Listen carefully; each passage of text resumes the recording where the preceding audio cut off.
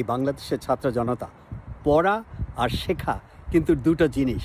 এই দুটো আমাদের বুঝতে হবে এবং আমাদের পার্সোনাল লাইফে রিভলিউশন আনতে হবে, আমরা যাতে শিখতে পারি, পড়তে পারি না। আমি একটা এক্সাম্পল দেই। যেমন ধরুন আমেরিকাতে ছোটোবেলা থেকে কিভাবে শেখানো হয়। আমেরিকাতে ধরুন যে অ্যাব্রাহাম লিঙ্কন, যিনি একজন উচ্চ পদের মানুষ এই দেশে কনসিডার করা হয়, তার উপর একটা হিস্ট্রি পড়ানো হয় বাচ্চাদেরকে। কিন্তু তার উপর শুধু একটা হিস্ট্রি পড়ানো হয় না, তার উপর বিভিন্ন মতবাদের 3 জন মানুষের হিস্ট্রি পড়ানো হবে। তারপর এই পড়ানোর পর তখন টিচার এদেরকে একটা প্রজেক্ট করতে দেবে যে এইগুলো পড়ে, বিভিন্ন মতামত পড়ে তোমার কনক্লুশন কী এবং তুমি সেটাকে ডিফেন্ড করো। তার মানে টিচার কি বোঝেন না বোঝেন, কি টিচারের কি মতামত সেটাকে ডিফেন্ড করা না, কিন্তু এই বাচ্চাগুলো পড়ে ইন্ডিপেন্ডেন্টলি ওদের কি মতামত তাকে ডিফেন্ড করতে দেওয়া হয়।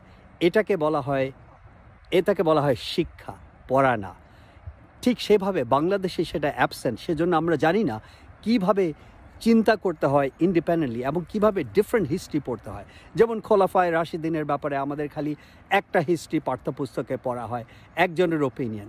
কিন্তু আমরা অনেকের ওপিনিয়ন পড়া উচিত, যাতে আমরা বুঝতে পারি যে হিস্ট্রি কেন ওইভাবেই তৈরি হয়, কেন খোলাফায়ে রাশিদিন মাত্র 29 বছর লাস্ট করেছে। যদি খোলাফায়ে রাশিদিন এত ভালো হয়ে থাকে, কেন এইটা বেশি দিন লাস্ট করলো না, কিভাবে মুয়াবিয়া পাওয়ারে আসলো, কিভাবে ইসলামের যে খেলাফত বা যেই গণতন্ত্র ছিল তখনকার দিনে, কিভাবে এটা বিলুপ্ত হলো। এখন আমরা ব্লাইন্ড বিশ্বাস করি এবং আমরা নিজের অজান্তেই মনে করি যে এটা ইসলামের পার্ট, অথবা কিন্তু এটার ব্যাপারে আপনি খোলাফায়ে রাশিদিনের ব্যাপারে যাই চিন্তা করুন, মুয়াবিয়ার ব্যাপারে যাই চিন্তা করুন, it has nothing to do with Islam. Islam is a religion. ইসলামে এটা কোরআনে কোথাও লেখা নাই খোলাফায়ে রাশিদিন অথবা মুয়াবিয়ার কথা। কিন্তু আমরা যেহেতু শিখি না, আমরা পড়ি, যেহেতু শিখি না এবং চিন্তা করি না, আমাদের সেই ক্ষমতাটা নাই এটাকে বিশ্লেষণ করার। এবং এটাকে বিশ্লেষণ করার অভাবে আমাদের মন অত্যন্ত অনুন্নত এবং আমরা খুব ডিফেন্সিভ ফিল করি। কারো কাছ থেকে যদি অন্য একটা ওপিনিয়ন ফিল করি, তখন আমাদের মনের মধ্যে একটা ভিসরাল রিয়াকশন হয়, একটা নেগেটিভ রিয়াকশন হয়। কিন্তু নিজেকে আমাদের ট্রেনিং দিতে হবে যাতে আমরা পজিটিভলি থাকি। আমরা অন্য ওপিনিয়নকে শুনলে we welcome it and we analyze it before running to a judgement. এভাবে যদি আমরা শিখি, তাহলে নিজেদেরকে শিক্ষিত করতে পারবো।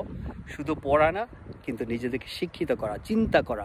শিক্ষার প্রধান উপাদান হচ্ছে চিন্তা করা, ফলো করা না, চিন্তা করা। এটা আমাদের শিখতে হবে। খোদা হাফেজ।